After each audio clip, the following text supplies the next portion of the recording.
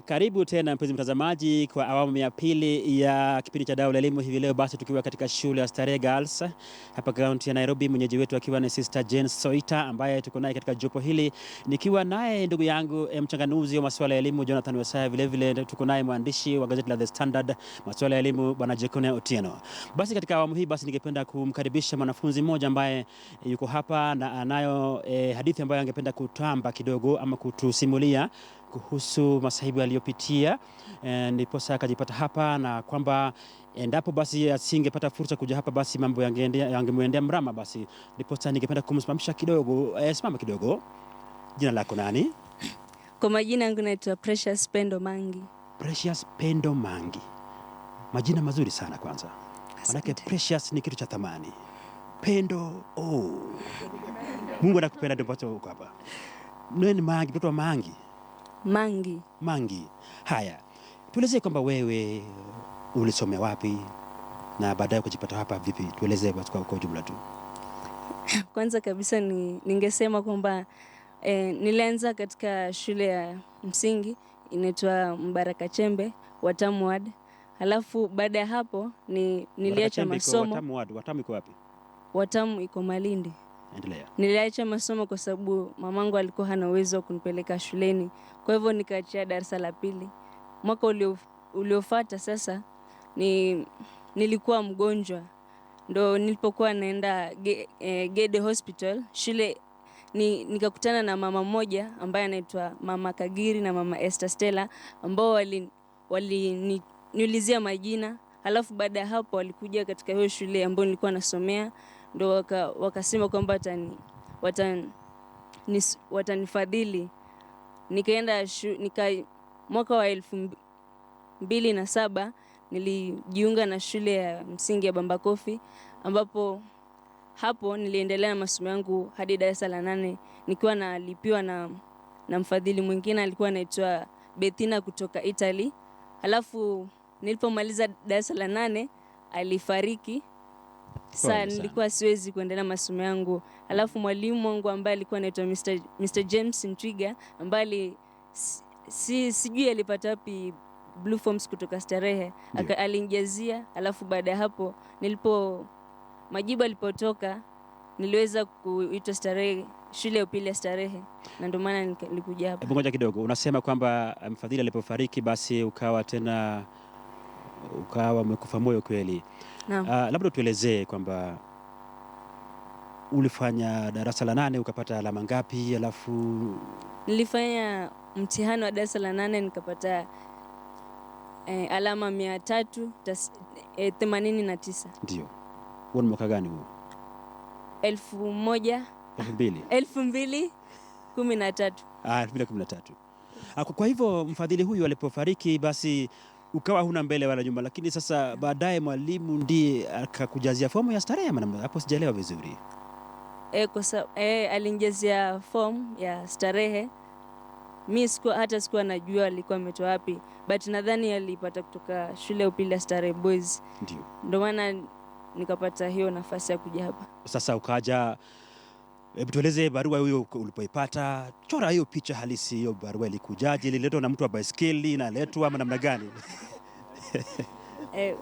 Barua ililetwa katika ofisi ya mkurugenzi, Madam Mkurugenzi Kagiri, na nilipokuwa nimeenda huko kuchukua majibu yangu ndo akanionyesha kwamba barua ya Starehe imeletwa. Ndio maana nikaanza kujitayarisha. Hiyo barua ilikuwa imeandikwaje? Dia nani? Ilikuwa imeandikwa Precious Pendo Mangi. Admitted to Starehe Girls Center. Alafu ikawaje sasa? Endelea. You are hereby admitted to the Starehe Girls Center. Oh my God.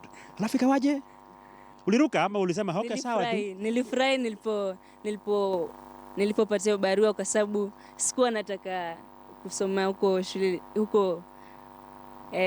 katika kaunti yetu, kwa sababu nilikuwa najiuliza saa nimezaliwa hapa, ninasoma hapa darasa la kwanza hadi la 8, tena secondary pia nisome hapa.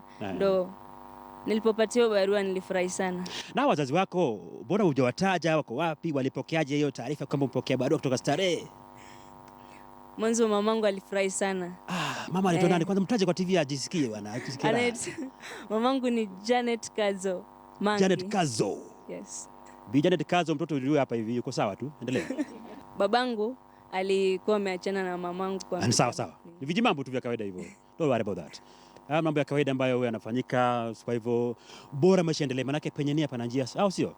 Kwa hivyo kuachana kwa wazazi hakuathiri chochote katika masomo yako. Sawa? No. Starehe Girls oye! Oye! Vijana oye! Oye! Uko sawa? Asante sana. Kwa hivyo asante sana Keti.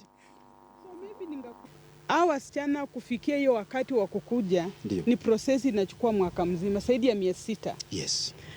Tukianza mwaka tuna hizo fomu wanajaza ndani na wanaomba kuwa wakipita mtihani wakati wao ukifika wanataka kujiunga na shule ya upili ya Starehe.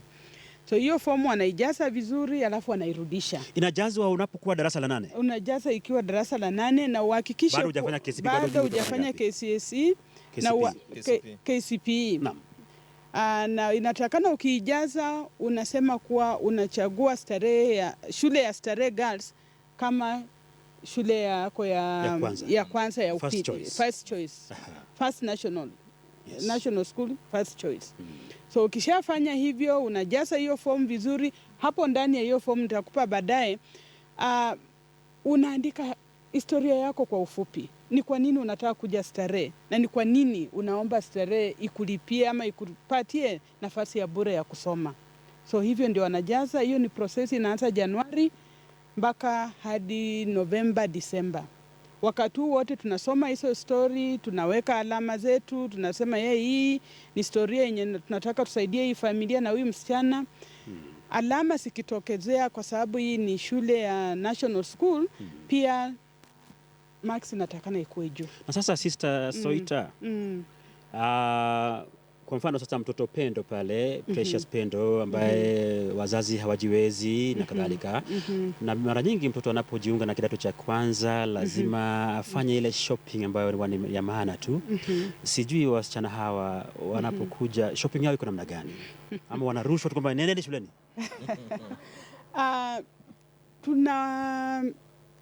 Tunawapea barua na hiyo barua iko na vitu yenye wanatakana waje nazo.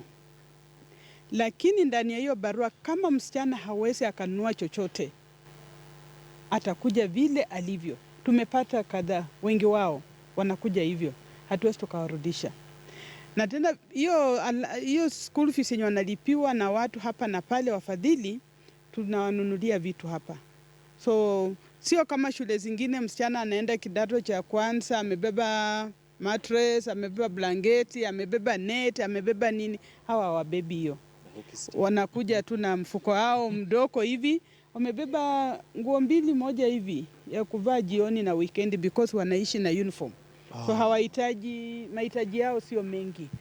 Lakini hakuna wakati tutasema msichana huyu hajanunua hiki, hajanunua kile, rudi nyumbani. Because tunajua tunahudumia wasichana ambao hawajiwezi. In fact wengi wao ukisikiza story zao ni story ambayo utarudisha. Msichana anaishi na mama, grandmother, grandfather, mama wa kambo, baba wa kambo, mwenye ukienda kumuuliza mnunulie hiki na hiki atakwambia mimi na watoto wangu. Huyu sio mtoto wangu. So huwa watu warudishi nyumbani. Na sister, kabla sijasahau, wewe ulifundisha katika shule ya Starehe Boys. Yes. Na bila shaka uko na ule ujuzi tu wa namna ambavyo mambo yalikuwa yanafanywa kule. Hebu tuelezee kwamba tofauti gani ambayo unaiona kati ya hii shule na ile shule nyingine ambayo ni kaka zao wale. Si wale ndio kaka zenu? Kwa hivyo wale kaka zao unaona tofauti gani kati yao na wale kuhusiana na mahitaji yao na kadhalika? Ama namna ya kuwafundisha unaonaje? Mahitaji ya mtoto msichana yako juu kushinda ya mtoto kijana. Hata kwa nyumba zenu unaona mahitaji ya msichana akikuandikia hiyo cheti ya vitu yenye anahitaji ni mengi. Nilipata fursa ya kufanya kazi chini ya mkuu wa shule Dr. Griffin. Na yeye ndiye alinifunza mengi kuhusu Starehe. Nilisoma mengi kuhusu jinsi ya kuwalinda hao wasichana, jinsi ya kuwahudumia mahitaji yao na jinsi ya kuwa hapa kama mzazi. Tukiwa hapa walimu na mimi mwenyewe ni wazazi kwa wasichana because wengi wao hawana wazazi. Kweli. So hayo yote nilifunzwa nikifanya kazi chini yake. Na ilipofika mwaka wa 2004 wakati huo sasa ndio kulikuwa na changamoto kwa Starehe Girls inaenda kuanza mwaka wa 2005. Mkuu wa shule hiyo mwenyewe aliniuliza kama ninaweza kuwa mmoja wa wale walimu na staff wenye walikuwa waje hapa kuanzisha hii shule. Kuanzisha from scratch. Yenyewe tulikuja kwa hii boma, kwa hii shule na yenyewe ilikuwa tulianzia kwa scratch. Tulikuwa tuna zile buildings zile hapo zile ndogo peke yake. Sisi wenyewe kama walimu tulikuwa tunang'oa nyasi, tunapanda maua, tunafanya kazi because wakati huo hatukuwa na pesa ati tu employ mtu mwingine aje apande maua afagie hapa. Walimu tulikuwa tunafanya hiyo kazi. Nyinyi wenyewe? Sisi wenyewe. Kwa sababu hatukuwa na fedha za kuanzisha kwa kishindo kama shule zingine unaanzisha unaweka pesa nyingi na kuanzisha shule. So tulianzisha na ile kidogo. Na mwenyewe alikuwa ametupa pesa kidogo ya kuanzisha. Na trustee pia walienda wakaanza kuomba hapa na pale. In fact hoteli kama hii ya Windsor mwanzoni walitupa towels zenye zilikuwa zile mzee zenye walikuwa wameweka kando. Hizo ndio tulianza nazo. Sheets hizo ndio tulianza nazo. So tulipewa vitu na majirani hapa na pale. Sufuria zenye tulianza kupigia hapa tulipewa na mama fulani. Hiyo sufuria iko wapi hiyo? So hii ni shule moja ambayo mahitaji yake tumekuwa tukisaidiwa bado bado siko. Tunaiona tu hapa kando. So shule ya wasichana, shule ya wavulana tunafanya vitu because sisi wote ni Starehe Girls, Starehe Boys. Alafu samahani kwamba maswali mengi yanaelekezwa kwako sana, manake wageni wangu mtakuja baadaye ili kuchanganua mawili matatu. Kuhusu unaraki nimeona hii ardhi iko na rutuba nyingi sana. Na unapozungumza utaweka mic juu kidogo. Inaonekana kuna uwezekano wa kujihusisha katika masuala ya kilimo ili mjitosheleze na chakula, mboga na kadhalika na mahindi. Kama hivyo. Mshafanya hivyo? Tunapanda mboga zetu. Nikiongea hivi hatununui mboga sokoni. Tuko na greenhouse yenye tumepewa na Red Cross. Ndio. Na sponsor mwingine Charles, so tuko na greenhouse tunapanda mboga zetu na pia tunalima huku nje, lakini mahindi tunaishi msituni na tunaishi na nyani. So ukipanda mahindi utakula nusu na watakula nusu. Hata nilimuona mmoja hapa, mnyama mmoja akining'inia kwenye mti. So tunapanda vitu ambazo tunajua mwisho yenyewe tutavuna na tulishe wasichana wetu. So mahindi hatujaingilia vile because pia ardhi yenyewe the way imepangwa haina shamba kubwa yenye tunasalima mahindi. Lakini mboga na matunda tunalima. Ndugu Jonathan, kufuatilia katika hilo swali lake, uone kwamba shule labda zinapaswa kuiga mfano huo kwamba ziwe na ule mpango wa kulima na kukuza chakula chao wenyewe ili wajitosheleze badala ya kutegemea msaada kila saa, labda wana uwezo wa kufanya hivyo?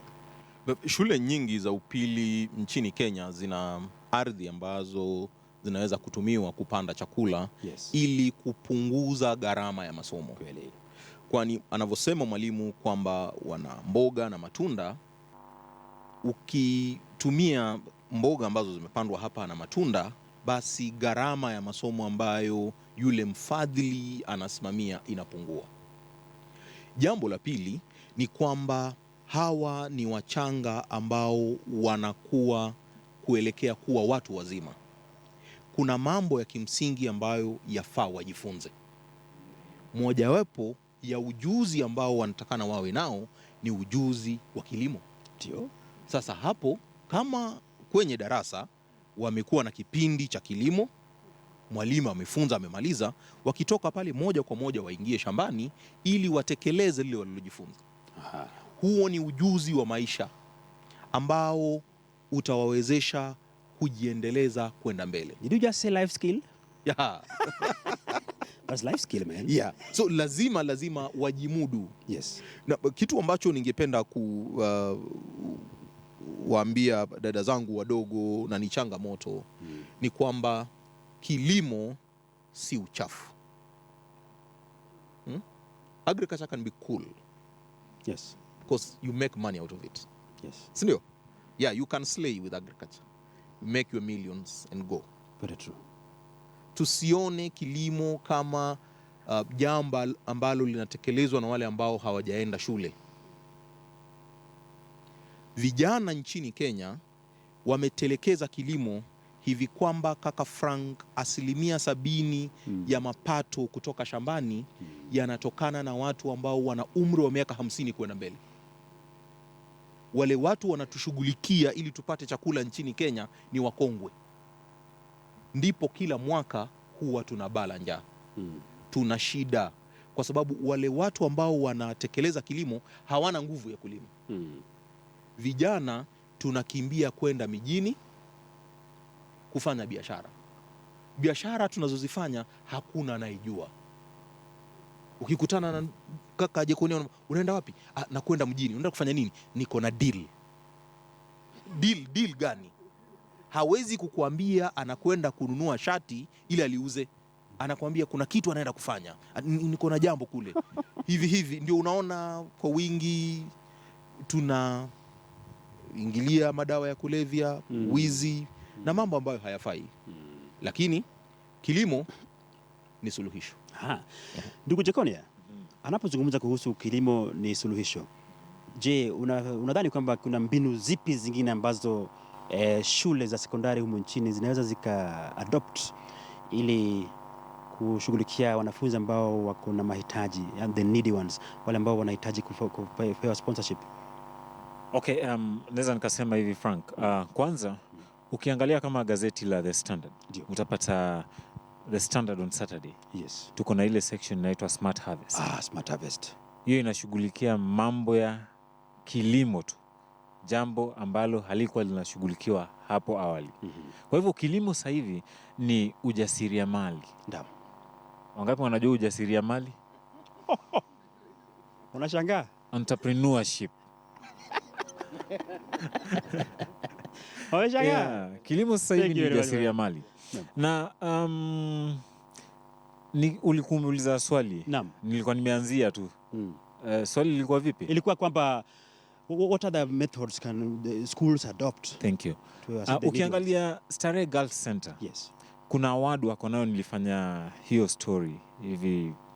Si miezi michache iliyopita. Kuna award kwa shule hii? Hiyo Zayed Future Energy Prize. Labda ataelezea. Hebu elezea tena. Zayed Future Energy Prize. Endelea. Yeah. Sasa unapata kama hiyo walikaa chini wakaangalia wanatumia kiwango gani ama what amount of energy wanatumia katika shule hiki. Yes. Sasa wakapata kuna hela nyingi sana wanapoteza kwenye kawi ama energy. Sasa wanaweza kuja na project yenye inaweza shinda tuzo, wapate hela ya kutumia miale ya jua, solar energy. Yes. Na likawezekana. So hiyo ni mojawapo ya njia zile shule zinaweza zikapunguza mahitaji. Ndio hata hiyo pesa sasa walikuwa wanatumia kulipia gharama za umeme, labda wanaweza wakafadhili wanafunzi wengine. Yes. Haya basi, fursa hii ningependa kuitumia nani ako na kipaza sauti? Kinasa sauti. Nani ako nayo? Ampatie mwingine hapo nyuma yako. Asimama. Jina lako nani? Weka hapa. Kwa majina naitwa Kutoi. Nani? Zaki Kutoi. Zaki au Kutoi? Naam. Kutoka magharibi ya Kenya. Eneo la Butere ama Mumias? Mumias. Sasa Zaki ya Kutoi. Unaelewa moto ya hii shule? The school motto? Naam. Hebu tuambie ni gani? Elimu yetu, nguvu yetu. Elimu yetu, nguvu yetu. Nguvu yetu. Nani atatuelezea maana ya hiyo nini? Unavyoelewa wewe kama tangu ingia hapa, elimu yetu, nguvu yetu. Nani mwingine? Haya, patia hapo huyo nyuma yako. Haya, simama. Simama raka, hapa ni Starehe Girls, mambo ni chap chap. Asante. Jina lako nani? Cheryl. Cheryl nani? Achieng. Achieng. Naam. Kutoka Kabondo, Kasipul? La. Kutoka wapi? Bungoma. Bungoma. Sawa. Tuambie Cheryl, elimu yetu, nguvu yetu hapa kwako wewe mwenyewe umeelewa vipi? Kama venye umeelezwa, sisi hapa tunafadhiliwa kimasomo. Ndio. Sasa hiyo moto venye umeelezwa inaeleza venye elimu yetu ni nguvu yetu. hii elimu tumepewa ili tusaidie wengine na Ndio. sisi wenyewe.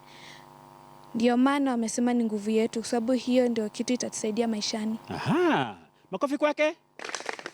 Asante sana, ameeleza vizuri kabisa huyo Chieng. Kwa hivyo elimu yetu nguvu yetu ndio school motto, na kule mlikuwa mnasema na tulenge juu. Walikuwa wanalenga juu. Hata nyinyi mnalenga juu, manake hiyo elimu yako ndio nguvu yako ya kulenga wapi, si ndio? Na sasa, by the way, kabla sijasahau, hao wanafunzi wanapofaulu mitihani yao ya kidato cha 4, sijui kama hawa sponsors wanaendelea hadi chuo kikuu. Wengi wao wanawasaidia tu kwa hii miaka 4. Oh, okay. Na kwa miaka yenye imepita 97% of them wanapita wanaenda straight into university. So at least wanapata the loan help. Oh, Also help. Yes. So kila mwaka zaidi ya alama 97 wanaingia university direct. So sponsor wengi ni kuwasaidia tu wakiwa hapa. Ni wachache sana wanaendelea nao mpaka amalize. Lakini saa zingine labda tu ni pocket money kidogo, lakini sio kumlipia university education. Sasa dada director, ningependa nikupe fursa hii, labda uzungumze na Wakenya pale ambao wanahusika na masuala ya kusponsor ama kuwafadhili wanafunzi, kwamba ungependa kutoa wito gani kuhusiana na sponsorship ya wanafunzi? Ningependa kuwauliza Wakenya wenzangu kuwa ukimfadhili mtoto mmoja katika shule ya Starehe utakuwa umeifadhili kijiji kizima, because tuko na guarantee kuwa watoto ambao tuko nao hapa yenyewe wanapita mtihani wao, wanaenda university. Miaka michache baadaye mtoto huyu atakuwa ameanza kufanya kazi na kusaidia mwingine. So ningawaomba kuwa kwa uwezo wao, huwa tunasema Starehe Girls, chochote ulicho nacho na unataka kumsaidia msichana, hatusemi ni lazima utupe hiki. Ndio. Unaweza kumchukua msichana mmoja ukasema nitamlipia karo yake ya miaka 4, ama unaweza chukua msichana mmoja ukasema nitalipa tu karo ya mwaka moja. Yote inakubalika. Ni kulingana na uwezo wako. Kwa sababu hata hiyo mwaka moja umemsaidia. Hiyo mwaka moja tungasumbukana sana kuona kuwa amesaidika. Na matokeo ya KCSE mwaka uliopita walifanya vipi? Walifanya vizuri sana. Sijui kwa nini hamukuja mkasherekea na sisi. Tulipata alama 9.23. Makofi kwenu jamani. So nice. And then mwaka uliopita wa 2015 tulipata pia 4.42. So sisi hatukuanguka vile dewe shule zingine. Huwa mko hapo tu 9. Tuko tu hapo 9. Zingine tunarukako 10 but tuko hapo. Kwa ufupi hawa wasichana wanafanya bidii. Na huwa hii Matiang'i hii haikuwa haikutu affect. Mko sawa. In fact kati ya wasichana 114 ambao walifanya mtihani wao wa kidato cha 4, wote 111 wanaenda university direct. Walipata C+ and above. 111. Congratulations sister. Thank you. Congratulations. Thank you. Congratulations. Congratulations. Thank you. 111. 111 wana C+ and above. Wanaenda university direct. Hongera. Nafikiri hiyo ni jasho lenu ambalo limetokana na nidhamu na hard work. Na manake hata walimu hamna wa kutosha hapa. Hatuna walimu wa kutosha. Kuna masomo kama ya music, ya German. Yes. Hatuna mwalimu yoyote. So lazima tutafute huko kutoka nje waje wafunze, tuwalipe kitu kidogo kama tunacho, kama hatuna aende, atarudi. Tata aende. Kama hatuna hatuwezi tukamweka, tunaona ni jasho lake ni mpaka apate nini. Ndio. TSC imetupa walimu 26 ndio tuko nao, lakini walimu zaidi ya 10 ni mpaka shule itafute. So hiyo tungakuwa nao kamili, I'm sure tungapeleka 100% university, not 97. Asante sana. Asante. Ndugu Jonathan Wesai, ningependa kukupa kama sekunde 30, alafu ndugu Jekonia hivyo hivyo tumalizie kipindi. Una maoni gani kuhusu mambo haya ambayo tumezungumza hapa hivi leo? Tangu mwaka 2005 shule ya Starehe Girls ilipoanzishwa, nadhani ni takriban miaka 12. Ombi langu ni kwa wasichana ambao walianza hapa warejee hapa kusaidia hii shule. Hiyo wao ndio msingi wa hii shule kwenda mbele. Hatuwezi tukazungumzia wafadhili wengine ambao watakuwa na ari kushinda wale wasichana ambao wamepitia hapa. Ombi langu kwao, popote walipo, chukua msichana mwaka mmoja, muhula mmoja, kama utalipia mshahara wa mwalimu ama mfanyi kazi mmoja hapa shuleni, hiyo ndiyo desturi ambayo yafaa kuigwa kwenda mbele. Asante kaka Frank. Kabla tujamalizia, ningependa cameraman wetu ndugu Lang'at, hebu angalia pale juu, kuna wale ambao wanyama ambao tunaishi nao hapa katika mazingira haya. Unapomwona mnyama tumbili hapa, ina maana kwamba kuna chakula hapa. Kwa hivyo ndio maana tu ambapo tunafurahia mazingira haya. Ukimwona tumbili hapa, basi ina maana kwamba there is the aroma around is so encouraging. Asante sana. Ndugu Dari, una maoni gani, maoni ya mwisho? Naweza nikasema kwamba ukimsomesha msichana umesomesha jamii nzima. Manake mimi naona hata kule ninakotoka wasichana wanashughulikia sana wazazi wao. Hata kuliko sisi wanaume. Oh my God. Yeah. So naweza nikasema kwamba kama serikali basi haiwezi ikasomesha kila mwanafunzi hadi chuo kikuu bila malipo yoyote, basi iwasomeshe wasichana hadi chuo kikuu ama hadi shule za sekondari, wamalize tu bila malipo. Affirmative action. Yes.